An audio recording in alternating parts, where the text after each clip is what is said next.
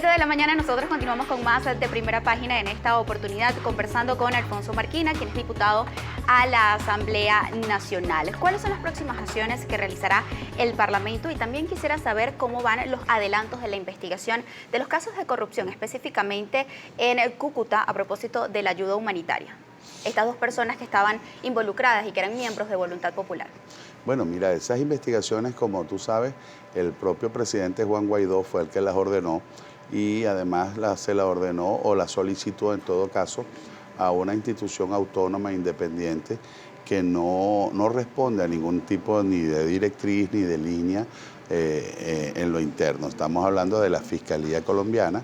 Ellos están haciendo sus pesquisas, ellos están haciendo sus investigaciones y estoy seguro que en el momento en que tengan conclusiones sobre el caso, bien sea absolutorias o condenatorias, harán público pues esas resultas. Así que lo importante de este caso a destacar es la actitud. Ojalá en Venezuela hubiésemos tenido gobernantes y un gobierno que hubiese investigado y separado del cargo a todos aquellos funcionarios que eran señalados de corrupción administrativa. Por ejemplo, ¿cuántas denuncias se hicieron contra Rafael Ramírez en los tantos años que estuvo al frente de PDVSA? Yo creo que si hubiesen sido atendidas a tiempo, en su oportunidad, PDVSA no estaría hoy quebrada e hipotecada como está. Y una empresa que cuando la agarró ese señor tenía una producción de más de 3.300.000 barriles y que hoy día están en tan solo 700.000 barriles. ¿O qué hubiese pasado, por ejemplo, con el Instituto de Seguro Social si se hubiesen atendido las denuncias de corrupción de Rotondaro o de tantos ministros de salud? Al contrario, la diferencia entre un gobierno serio, un gobierno decente, un gobierno responsable como el de Juan Guaidó es que inmediatamente actúa en la investigación para que se determinen responsabilidades y si es necesario se impongan las sanciones, mientras que hemos tenido gobiernos de cómplices, unos gobiernos celestinos con la corrupción, que ha sido el gran factor que ha llevado a que hoy Venezuela esté atravesando la crisis social y económica que vivimos. ¿Hasta cuándo pueden aguantar los venezolanos, diputado? Porque el día de ayer la Comisión de Finanzas daba unas cifras que el consumo de los venezolanos se encuentra en un 35%. También se redujo en un 35%. Y según las cifras de la FAO, más de 21 millones de personas tienen inseguridad alimentaria, que esto se traduce en hambre. Sí, lamentablemente esa es la terrible crisis que estamos viviendo. Un país que durante casi 20 años ha estado sometido a una política de sustitución de importaciones, de la producción por las importaciones. ¿Esto con qué intención? Porque bueno, la producción nacional genera riqueza, genera empleo, genera salarios dignos para los venezolanos. Venezuela era un país que nos autoabastecíamos en más de un 70% de lo que consumíamos y además el 30% que se importaba, las divisas las generaban los excedentes de producción en otros rubros, como por ejemplo el café, el cacao, el azúcar, el arroz, que Venezuela, en el caso del café y el cacao, fueron más de 150 años de tradición exportadora. Hoy día Venezuela no produce ni el 20% de lo que consumen los venezolanos, con el agravante que la fuente generadora de divisas, que era PDVSA, hoy día está produciendo tan solo 700.000 barriles, lo cual no genera el flujo de caja necesario para que se puedan hacer las importaciones. Pero además, un país hipotecado que se adquirió una deuda de casi 170.000 millones de dólares en el momento de la bonanza petrolera más larga y con los precios más altos de toda nuestra historia republicana.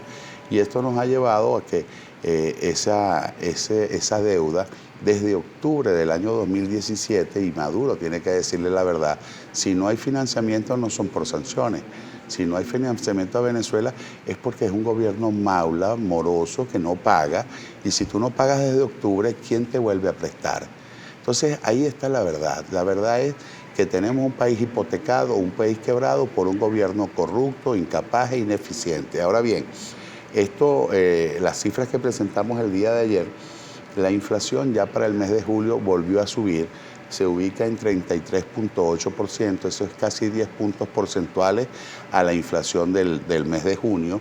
Esto nos lleva a una inflación acumulada en el año 2019 de 1.579%, y una inflación interanual de 264.872%. El salario de los venezolanos, el salario mínimo, no cubre ni siquiera el 3% de lo que es el costo de la canasta básica alimentaria. Que representa $3 según el dólar DICOM. Bueno, según el dólar DICOM es $3 y según los estándares internacionales, una persona se considera en pobreza extrema cuando su ingreso es por debajo de $1.50 diario. Aquí estamos hablando de $3 mensuales, es decir, ahí está la verdadera génesis de esta crisis que viven los venezolanos en la incapacidad y la corrupción de este gobierno. Ahora, ¿qué podemos decir entonces? No hay producción. Lo poco que se consigue a unos precios que son inaccesibles para los venezolanos. No hay dólares para las importaciones por la incapacidad y por las malas praxis de este gobierno en materia económica. ¿Y esto a qué nos ha llevado? A una reducción del 35% del consumo en los venezolanos. Esto nos ha llevado a una pérdida de promedio de 12 kilos por persona.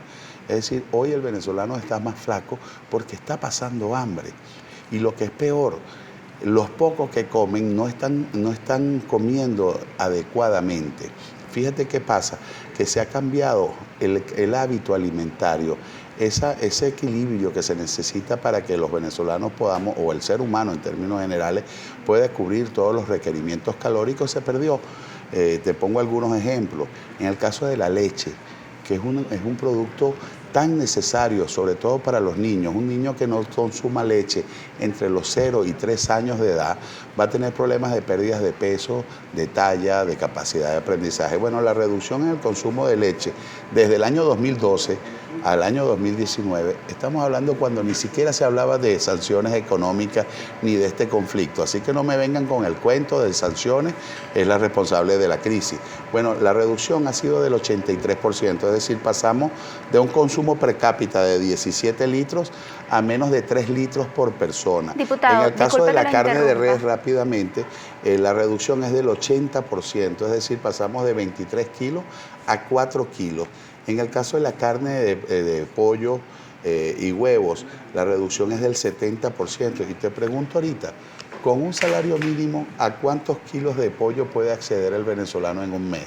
Entonces, ahí está la verdadera génesis de esta crisis y es donde todos deberíamos entender que la solución es la posibilidad de que los venezolanos podamos asistir a un proceso electoral que nos permita ese proceso electoral con garantías de transparencia, con observación internacional, con un Consejo Nacional Electoral autónomo e independiente, darle el derecho a los venezolanos a decidir su futuro. Diputado, hay mucha participación a través de nuestra cuenta en Twitter, Primera Página, con la etiqueta Primera Página. Queremos agradecerle porque ya somos tendencia en Venezuela. El encargado de leer sus preguntas y comentarios es nuestro compañero Halim Naim. Así es, comenzamos de inmediato. Freddy Omar Coronel nos dice lo siguiente. Etiqueta Primera Página, diputado, ¿usted cree que hasta cuándo el pueblo venezolano puede soportar esta crisis? ¿Puede seguir esperando un supuesto diálogo? Creo que la Asamblea Nacional le dio la espalda.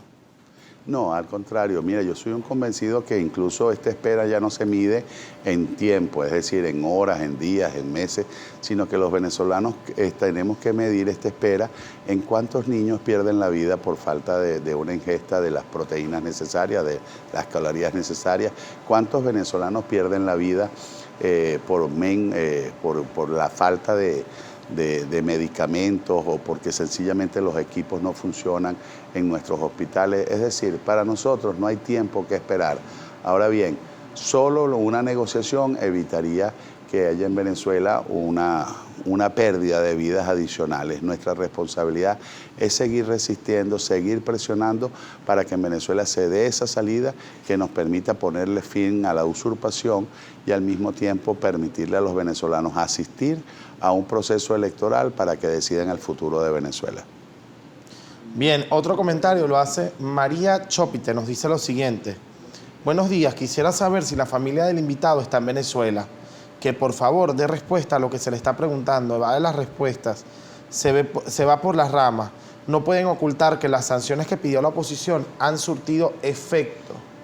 Señora, mis dos hijos están en Venezuela, de hecho, y aquí tengo de testigo, está acompañándome el día de hoy aquí uno en el estudio. Así que yo soy venezolano, quiero mi país, voy a vivir en mi país, no me da la gana de irme de mi país, pero quiero también un país donde usted pueda vivir bien, donde yo pueda vivir bien, donde nos reconciliemos todos los venezolanos y donde tengamos un país que tenga un gobierno que sea forjador del progreso y del bienestar para todos los venezolanos y no un gobierno que destruya tu calidad de vida, que te obliga a vivir en una zozobra permanente. Queremos agradecer enormemente la participación de todos nuestros televidentes a través de nuestra cuenta en Twitter, Primera Página, con la etiqueta Primera Página. Diputado, el Parlamento hace algunos meses había asomado la posibilidad de convocar unas elecciones presidenciales en un lapso de 7 a 9 meses. Sin embargo, la Asamblea Nacional Constituyente, también el mandatario Nicolás Maduro, ha hecho énfasis que las únicas elecciones que van a haber son el adelanto de las elecciones parlamentarias. ¿Están evaluando ustedes participar en ella? Mira, lo primero es que nosotros estamos convencidos de que en Venezuela desde el año 2015 para acá no se realizan unas elecciones en el país. Ya desde que se instauró este régimen veíamos cómo poco a poco se iban cercenando las garantías de transparencia, de justicia en los procesos electorales, pero luego de la derrota electoral que le dio al pueblo de Venezuela al régimen, se terminaron de cerrar todas las posibilidades de elecciones. Por eso es que nosotros insistimos, no se trata de asistir a un simulacro electoral, no se trata de ir a votar, se trata de que los venezolanos con su voto puedan decidir. Y ¿No creen que cometerían el mismo error de hace algunos años donde la oposición no participó y todos los diputados eran del Partido Socialista Unido de Venezuela? Mira, yo creo que no, porque en aquel entonces nosotros no habíamos podido demostrar el fraude electoral que se cometía en Venezuela y por eso incluso era necesario participar para poder dejar las evidencias. Ya lo dijimos, ya está suficientemente demostrado. Hoy el mundo democrático desconoce esa farsa electoral que se hizo el 20 de mayo, precisamente porque ¿qué elecciones puedes decir tú que hay si cuando las convocan te ilegalizan a los partidos, te inhabilitan a todos los candidatos, el gobierno escoge su propio contendor y al final utilizan el control social, se ven los excesos, los abusos en las mesas? Es decir, en Venezuela lamentablemente lo que se realizó el año pasado y se ha venido realizando en los últimos años no son procesos electorales, son fraudes y eso es lo que estamos en la obligación de cambiar. Diputado, para que tú lamentablemente cuando votes se nos acaba el decidas tiempo. el futuro de Venezuela, no que un rector o alguien desde el gobierno decida qué es lo que va a pasar en este país. Muchísimas gracias por acompañarnos. Gracias a ti, mi amor.